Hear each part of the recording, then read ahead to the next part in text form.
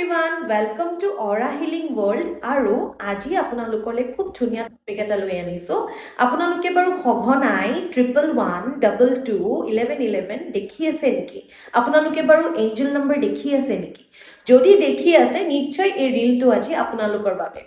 গতিকে আপোনালোকে এঞ্জেল নম্বৰনো কিয় দেখি আছে? কাৰণ এঞ্জেলে আপোনালোকৰ লগত কানেক্ট হ'ব বিচাৰি আছে আৰু লগতে এঞ্জেলে আপোনালোকৰ লগত নম্বৰ থ্ৰু আপোনালোকক কিছুমান মেছেজ দিব খুজিছে।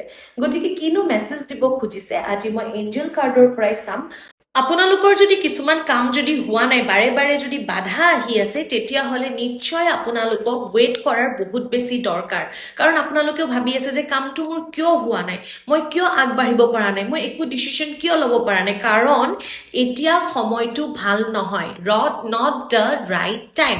গতিকে সেইকাৰণে আপোনালোকে এঞ্জেল নম্বৰ সঘনাই দেখি আছে আৰু কেতিয়ালৈকে আপোনালোকে কামটো কৰিব পাৰিব within the next few weeks. আৰু ইমান দিন যিহেতু ৰখিছেই, গতিকে আপোনালোকেও নেক্সট কেইটামান সপ্তাহৰ কাৰণে আপোনালোকে ৰখি দিয়ক। লগতে কিছুমানৰ যদি ধৰক নতুন জবত যাব খুজিছে বা আগৰ জবটো এৰিব বিচাৰিছে, কিন্তু সেই ডিচিশ্যন লওঁতেও অলপমান সাৱধানে আপোনালোকে লওক আৰু বৰ্তমান সময়ত ৰখি দিয়ক।